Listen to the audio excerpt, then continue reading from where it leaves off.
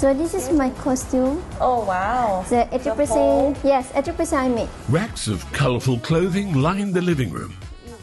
Upon closer inspection, though, these are not everyday clothes, but costumes for dressing up as characters from anime or games, a hobby, and for some, a lifestyle known as cosplay.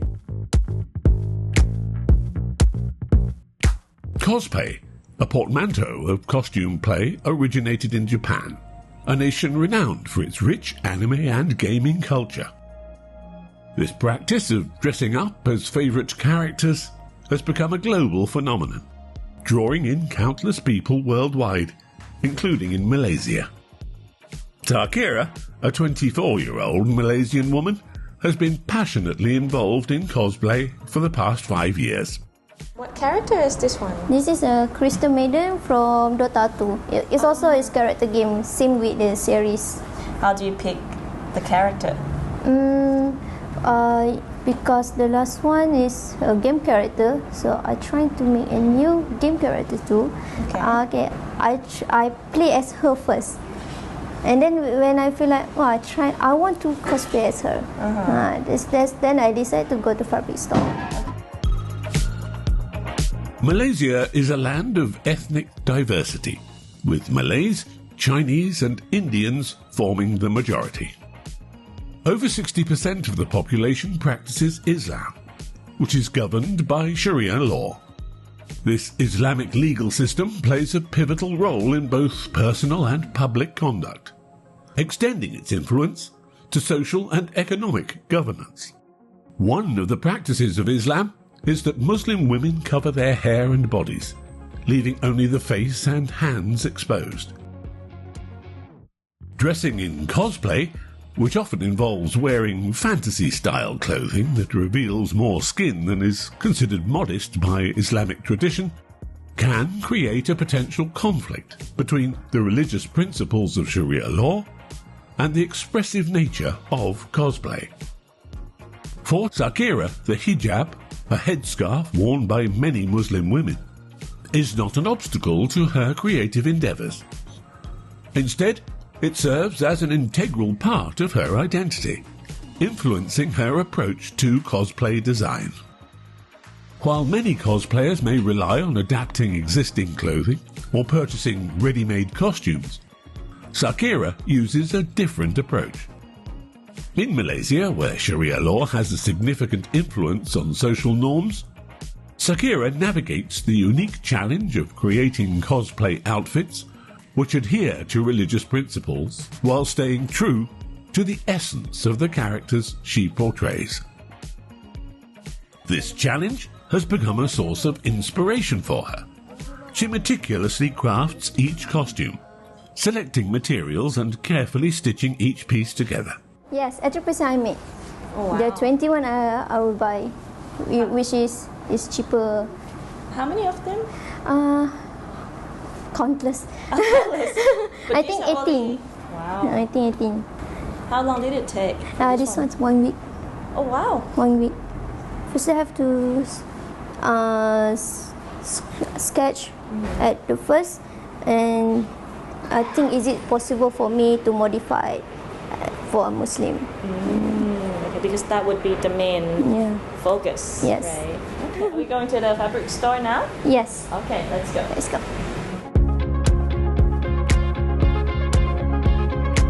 Zakira approaches her favourite fabric store, just a short walk from her home. Stepping into the bustling shop, her eyes are immediately drawn towards a roll of fabric. It's the exact shade she's been envisioning for her cosplay project. On closer inspection, though, she realises the texture isn't quite right. How often do you usually do fabric shopping?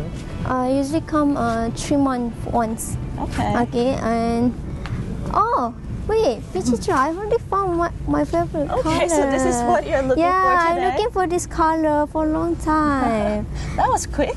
Yeah, I know. Okay. But this fabric I think is too little shiny, so that's why I need to round again. Okay, but this is the color that you're looking for. Almost like it. After spending some time browsing through the store, Sakira eventually stumbles on a roll of fabric that matches her requirements perfectly, in terms of both colour and texture. This one? No, this one. This one? I think it is. Yes. We found it? Yes, Yay! we found it. Her search for the perfect fabric has finally come to an end. With the fabric in hand, Sakira, fortunate to have a mother skilled in dressmaking with over 4 decades of experience, prepares to bring her cosplay vision to life. Her mother's expertise will provide invaluable guidance and assistance throughout the sewing process. Sakira entered the world of cosplay in 2013. Initially, her mother was unaware of her new hobby until she noticed her daughter's unusual clothing. Naturally, her mother's first question was whether most cosplay costumes were revealing. Sakira reassured her mother by explaining that she'd found ways to modify her outfits to cover her entire body. This eased her mother's concern that cosplay might conflict with Islamic dress principles for women. Sakira's parents now embrace her passion for cosplay, no matter the genre: fantasy, quirky, retro, or futuristic. She has the freedom to create and wear these costumes as long as the hijab remains an integral part of her outfit. Not every costume gets their full approval, though. Other day she disagree about the skirt because it's too much show skin at her leg, right? And they said, it's okay, we can use pants inside. Okay. How do you usually convince her that you will make it to be proper? I will usually bring the one that she make for customer. We can use like this method. We change this a little bit, and then I say I will use the long sleeve inside. In recent years, the hijab has become a topic of much discussion and debate worldwide. Several European countries have banned the wearing of the hijab in public places. Large-scale protests in Iran against the compulsory hijab law have resulted in numerous deaths. If you want to see more great content from all over the world, please like the video, subscribe to our channel and hit the bell icon. Thank you. Amidst these controversies, the hijab has also undergone a transformation, becoming a symbol of fashion and beauty. Many Muslim designers are showcasing hijab-inspired fashion on runways around the world, including at fashion weeks in England and the United States. In Malaysia, following the first ever gathering of the Hijab cosplay group in Kuala Lumpur in 2017, the country has drawn global attention, especially in the realm of cosplay. The introduction of this event has led to hijab cosplay becoming a common sight at gatherings and meetups in shopping malls. Here, enthusiasts gather to discuss and exchange information, not only about cosplay, but on various topics. This has become a regular occurrence for Sakira and her friends, who share the same passion. Like, I want to know how many scarves did she use for this one, because I don't know if it's one piece of. Is it a shawl or a shawl? Shawl. No, I don't think. This is bawah clip. How many Only pieces? one hijab. Wow. I think I know how you do it. You think, Because it's almost like the style that I do just now at home. Oh, okay. And how long it take to style yours? Actually, it takes 2 hours. Once seen as a restriction, the hijab has actually become an advantage for some cosplayers. Since it can't be removed, they creatively modify their headscarves so they integrate into their cosplay outfits. By using headscarves of different colours, they replace the various eccentric hairstyles of many anime characters. Their creativity and imagination shine brightly as they achieve their desired look. These cosplayers are, however, particularly mindful of ensuring their costumes remain respectful of their faith. never letting cosplay step beyond the boundaries of religious respect. Any other character you guys can copy and make it out with the As long as the character is not realistically worshipped, I think it's okay. We can't really cosplay anything that is worshipped. Yeah. At first it was quite awkwardly accepted actually, and there's actually quite a lot of issue with the styling. Like some of it are short, some of it looks too much like hair. And there was a lot of issue recently. But we tried to, some of it is true, and we tried to take it and fix it, do something right. It's about, But I think the public reaction toward us is quite okay, right? But nowadays, even because some of us today transport by LRT, of course there's some eyes on us. But it's not negatively looked at anymore. They're just curious. It's been accepted now. Their love for anime and various characters were the initial motivations for getting into cosplay. They didn't anticipate, though, that their brightly coloured, appropriately modest cosplay outfits and the seamless integration of the hijab would become a source of inspiration for other Muslims.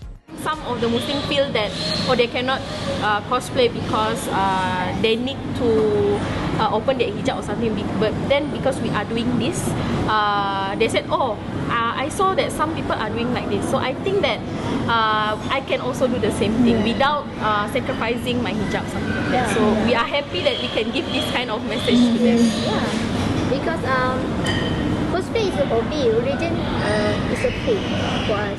For Zakira, every time she puts on a cosplay costume, she feels like she's discovered her true self. A new identity she explores through this medium. To be honest, in my normal life, I don't speak to people. I don't speak unless they speak to me. So in the cosplay, I can become a different, really different. I talk a lot, I laugh a lot. Sometimes that I think this is true me. So you feel like a different person. Yes, really different. Like vice versa. The transformation in Zakira is evident. In her cosplay outfit, she exudes an increased confidence. For them, being part of the hijab cosplay community goes beyond a mere hobby. It's a collective of passionate enthusiasts united by their shared love for anime and games, without the hijab limiting their creativity and imagination. Their religious beliefs don't limit their creativity, enjoyment or self-expression. Instead, the hijab is an integral part of their cosplay journey, adding a unique dimension.